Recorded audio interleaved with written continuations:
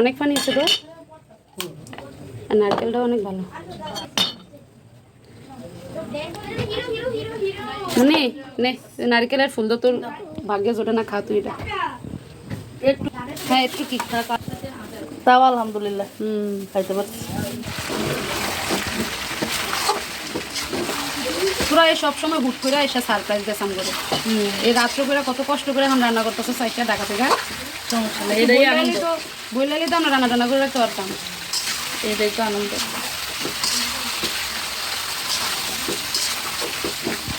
এই ভাগ করো 25। তোমরা কি তিনজন মিলে অঙ্ক করতেছো? এখন ভাগ দাও, আবার 6 6 দিন না 12 হয়ে যায় না। আমার তো পরীক্ষাই শেষ। আচ্ছা 50কে ভাগ করলে হয় 25, আর 52 থাকে। ও 52 থেকে 2 থাকে, 2 এর থেকে 1 যদি লাগে। আমি তো পুরোটা 2 25 সাথে আরে আরে আরে ম্যাথমেটিক্স আমার আম্মু কি খেলে? আম্মু হাজার আপুর সাথে খেলো। তরকারির কালারটা কিন্তু অনেক সুন্দর আছে, সাথে গন্ধটাও সুন্দর। এই জায়গায় রান্না হইতেছে কাচকি ডাল। এই ডালটা অনেক মজা হয়, আমার আম্মার হাতের ডালটা তো আমার আম্মার থেকে আমরা আবার শিখছি যেভাবে রান্না করতে হয়। কার কাছে কেমন লাগে জানি না, আমার কাছে মুরগির পাটা অনেক ভালো লাগে, বিশেষ করে ফার্মের মুরগি।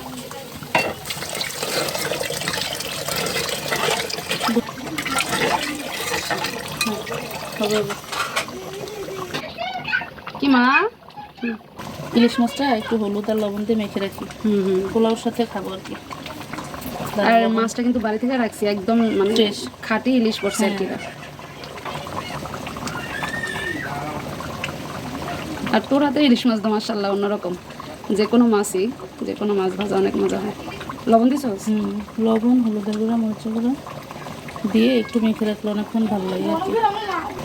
এখন মেখে রেখে দিলাম আর কি, তোমার পোলাওর সাথে গরম গরম যখন খায় তখন ভেজে দিব। হ্যাঁ, আর মাছ ভাজাটা একটু গরম না হলে ভালো লাগে না। হ্যাঁ আসতেছি। আমার আম্মুর কি খিদা লাগছে? খাবেন এখন? ঝোল দিব, আজকে ঝোল দিব। কে আমার আম্মু কি চিকেন দিয়ে ভাত খাবে নানু বাসায় এসে? ঝোলটা আবার বেশি। এখানে আছে আমার আরেকজন মেহমান, আমার আব্বাজান।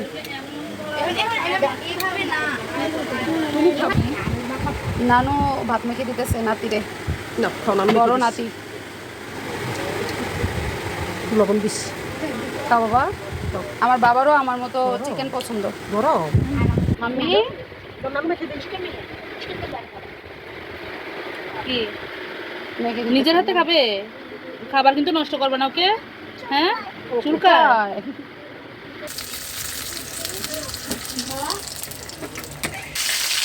এই তো মাছগুলো এখন ভাজতেছি, এমন সুন্দর গন্ধ মাশাআল্লাহ, একদম খাঁটি ইলিশ।